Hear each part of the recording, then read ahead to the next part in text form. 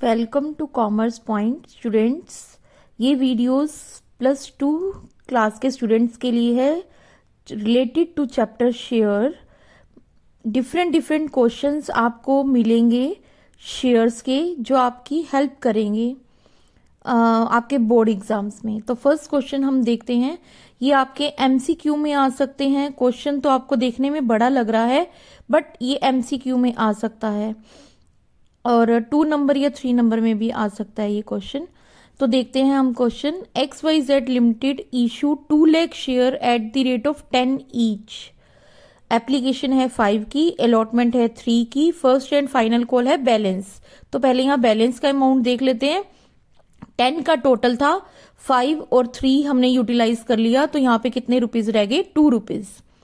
Application receive हुई है हमें 1,80,000। तो यहां आपको बता दूं ये क्या हुआ? अंडर सब्सक्रिप्शन हुआ। सबको शेयर्स अलॉट कर दिए हैं।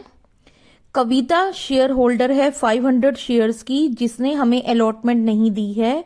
जूली होल्डर है 1500 शेयर की जिसने एंटायर अमाउंट हमारा जो फर्स्ट और फाइनल कॉल का सारा अमाउंट था अलॉटमेंट के साथ ही पे कर दिया। तो आपको ये बताना है कि अलॉटमेंट पे कितने पैसे रिसीव हुए हैं आपको। ओके क्लास, आपको कितने पैसे अलॉटमेंट पे रिसीव हुए हैं ये बताने हैं आपको। ऑप्शंस दे रखी हैं आपको यहाँ पे। ये एमसीक्यू की फॉर्म में आया हुआ है क्वेश्चन। तो इस क्वेश्चन में आपका अरियर और एडवांस दोनों हैं। तो पहले देख लेते हैं हम कि अरियर कितना रहा हमारा। अरियर किसने किया था? कविता, जिसके पास 500 शेयर है। 500 शेयर मल्टीप्लाई अलॉटमेंट का अमाउंट। अलॉटमेंट हमने 3 रुपीज की ली थी, 3 रुपीज से मल्टीप्लाई करेंगे 1500 अलॉटमेंट पे कविता ने नहीं दिए। आगे जो हमारा सेकंड शेयर होल्डर था उसने अपना एंटायर अमाउंट पे कर दिया था अलॉटमेंट के साथ। तो कॉल इन एडवांस कितना आ गया? 1500 का शेयर होल्डर है जिसने हमें एडवांस पे कर दिया है। 1500 मल्टीप्लाई कॉल मनी हमने यहाँ पे निकाली थी, कितनी थी? 2 रुपीज। 3000 हमारे पास एडवांस आ गया है। अब देखते हैं अमाउंट ड्यू कितना था अलॉटमेंट पे।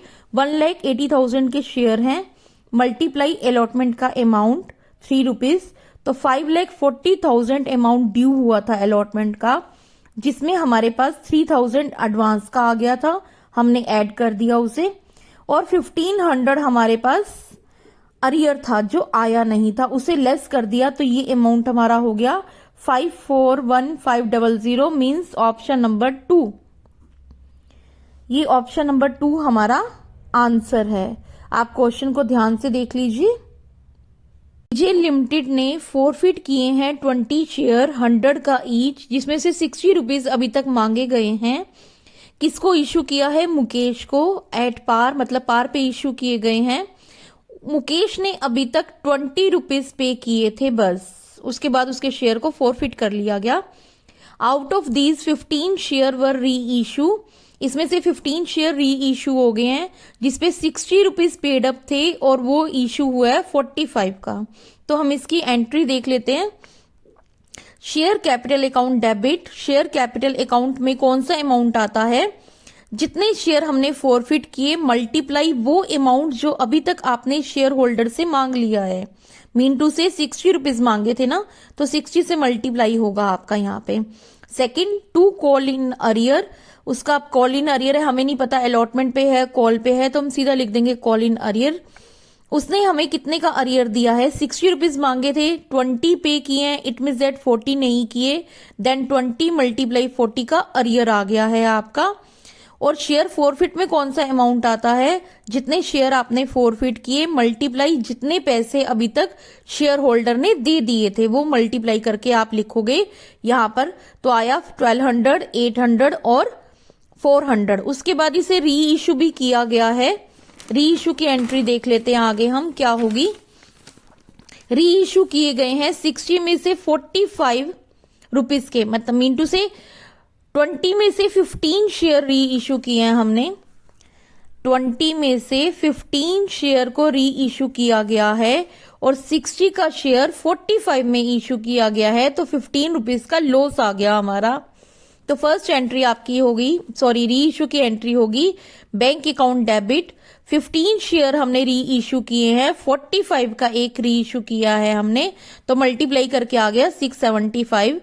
15 रुपीज पे 15 शेयर्स 15 रुपीज के लॉस पे री इशू हो रहे हैं, तो यहाँ पे हम डिस्काउंट नहीं लिखते, शेयर फॉरफिट अकाउंट लिखते हैं।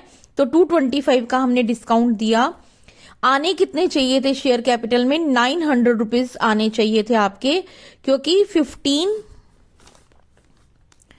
15 शेयर थे और 60 का एक था, इसके अकॉर्डिंग 900 रुपीज आने चाहिए थे, बट हमने 15 का शेयर 45 पे दिया, 15 रुपीज का हमने डिस्काउंट दे दिया, जो एक तरह से हमारा लॉस है। अब यहाँ पे अगली एंट्री है share forfeit account to share capital reserve account. यहाँ पे कौन सा अमाउंट आता है? यहाँ पे अमाउंट आता है जो आपने अभी पीछे शेयर फॉरफिट वाली एंट्री की, उसमें जो क्रेडिट में शेयर फॉरफिट का अमाउंट है वो अमाउंट था आपका 400 रुपीज का, राइट। उसमें से आप ये वाला अमाउंट माइनस करोगे, क्रेडिट के फॉरफिट में से डेबिट का फॉरफिट अगर माइनस करोगे तो यहां पर आएगा, बट उसके लिए आपको पूरे शेयर री इश्यू करने पड़ेंगे। पर यहां पर हमारे पास 20 में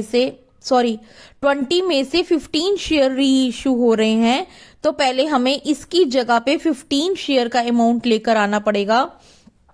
20 शेयर पे अमाउंट है 400 का, तो 15 पे कितना होगा?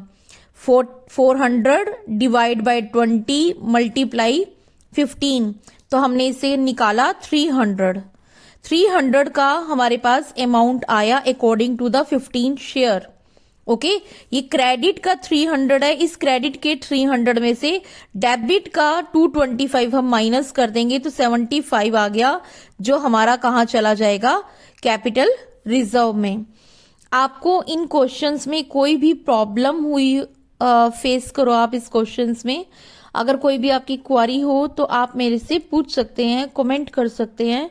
मैं पूरी ट्राई करूंगी कि मैं आपकी कमेंट्स का रिप्लाई करूं, आपकी प्रॉब्लम को सॉर्ट आउट करने की कोशिश करूं, और मैं ट्राई करूंगी कॉमर्स पॉइंट पे ऐसे अब आपको क्वेश्चंस के थ्रू आपके डाउट्स क्लियर करती रहूं मैं। आपको कोई डाउट हो तो आप मुझे कमेंट कर सकते हैं। Thank you.